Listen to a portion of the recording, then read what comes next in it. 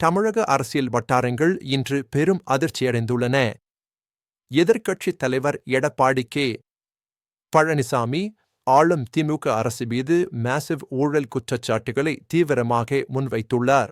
கடந்த 56 மாதங்களில் நடந்த 4 லட்சம் கோடி ரூபாய்க்கு மேல் ஊழல் பல்வேறு அரசு துறைகளில் பரவலாக நடைபெற்றதாக அவர் குற்றம் சாட்டியுள்ளார். இது மாநில பொருளாதாரத்தை கடுமையாக பாதித்துள்ளது. இந்த குற்றச்சாட்டுகள் குறித்து விரிவான ஆவணங்களையும் சான்றுகளையும் தமிழக ஆளுநரிடம் சமர்ப்பித்துள்ளார். ஓய்வு பெற்ற உச்சநீதிமன்ற நீதிபதி தலைமையில் சிறப்பு விசாரணை குழு அமைக்க வலியுறுத்தியுள்ளார். அதிமுக தரப்பினர் மாநிலத்தின் கடன் சுமை வேகமாக அதிகரித்துள்ளதாகவும் முன்னாள் நிதியமைச்சர் பழனிவேல் தியாகராஜன் தனது அறிக்கையில் கூறியதையும் தெளிவாக சுட்டிக்காட்டியுள்ளனர். மத்திய அமைச்சர் அமித் ஷா மற்றும் பாஜக மாநில தலைவர் கே. அண்ணாமலை ஆகியோரின் ஊழல் தொடர்பான குற்றச்சாட்டுகளையும் அதிமுக தரப்பு முக்கியமாக மேற்கோள் காட்டி வலியுறுத்தியுள்ளது. இந்த ஊழல் குற்றச்சாட்டுகள் தமிழக அரசியல் களத்தில் பெரும் தாக்கத்தை ஏற்படுத்தி அரசியல் விவாதங்களை தீவிரப்படுத்தும் என அனைவராலும் எதிர்பார்க்கப்படுகிறது. இதற்கிடையில் திமுக அரசு பொங்கல் பண்டிகையை முன்னிட்டு அனைத்து ரேஷன் கார்டு தொடர்புடையவர்களுக்கு 3000 ரூபாய் ரொக்கப் பணம் மற்றும் பரிசுப் பொருட்கள் அடங்கிய தொகுப்பை அறிவித்துள்ளது. இந்த பொங்கல் பரிசு அறிவிப்பு ஊழல் குற்றச்சாட்டுகளிலிருந்து மக்களின் கவனத்தை திசை திருப்பும் உத்தியாகவே எதிர்க்கட்சிகளால் பார்க்கப்பட்டு விமர்சிக்கப்படுகிறது. பொங்கல் பரிசு அறிவிப்பு 2026 சட்டமன்ற தேர்தலை மையமாக கொண்டு தமிழக அரசியலில் நீண்டகால தாக்கத்தை ஏற்படுத்தி வாக்காளர்களின் மனநிலையை பாதிக்கும் என எதிர்பார்க்கப்படுகிறது.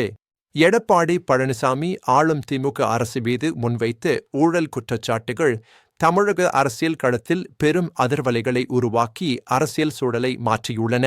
கடந்த 56 மாதங்களில் 4 லட்சம் கோடி ரூபாய்க்கு மேல் ஊழல் நடந்ததாக அவர் குற்றம் சாட்டியுள்ளார். இது பல்வேறு அரசு துறைகளில் பரவலாக நடைபெற்றதாக விரிவாக கூறப்படுகிறது. இந்த குற்றச்சாட்டுகள் குறித்து விரிவான ஆவணங்களை தமிழக ஆளுநரிடம் சமர்ப்பித்துள்ள அவர், இது ஒரு முக்கியமான அரசியல் நகர்வாக அனைவராலும் பார்க்கப்படுகிறது. ஓய்வு பெற்ற உச்சநீதிமன்ற நீதிபதி தலைமையில் சிறப்பு விசாரணை குழு உடனடியாக அமைக்க வேண்டும் என்றும் அவர் தீவிரமாக வலியுறுத்தியுள்ளார். மாநிலத்தின் கடன் சுமை கணிசமாக அதிகரித்துள்ளதாகவும் முன்னாள் நிதியமைச்சர் பழனிவேல் தியாகராஜன் தனது பேட்டிகளில் கூறியதையும் அதிமுக தரப்பு தெளிவாக சுட்டிக்காட்டியுள்ளது. மத்திய அமைச்சர் அமித் ஷா மற்றும் பாஜக மாநில தலைவர் கே. அண்ணாமலை ஆகியோரின் தீவிர குற்றச்சாட்டுகளும் இந்த ஊழல் விவகாரத்தில் முக்கியத்துவம் பெற்று விவாதிக்கப்படுகின்றன. இந்த ஊழல் குற்றச்சாட்டுகளும் பொங்கல் பரிசு அறிவிப்பும் 2026 சட்டமன்ற தேர்தலை மையமாக கொண்டு தமிழக அரசியலில் பெரும் தாக்கத்தை ஏற்படுத்தும் என அரசியல் வல்லுநர்களால் எதிர்பார்க்கப்படுகிறது. திமுக அரசு அறிவித்துள்ள பொங்கல் பரிசு தொகுப்பு எதிர்க்கட்சிகளால் ஊழல் குற்றச்சாட்டுகளிலிருந்து மக்களின் கவனத்தை திசை திருப்பும் தந்திர உத்தியாகவே பார்க்கப்படுகிறது. இந்த அரசியல் நகர்வுகள் அனைத்தும் தமிழகத்தின் எதிர்கால அரசியல் போக்கை எவ்வாறு மாற்றி வடிவமைக்கும் என்பதை அனைவரும் ஆர்வமுடன் பொறுத்திருந்து பார்க்க வேண்டியிருக்கிறது.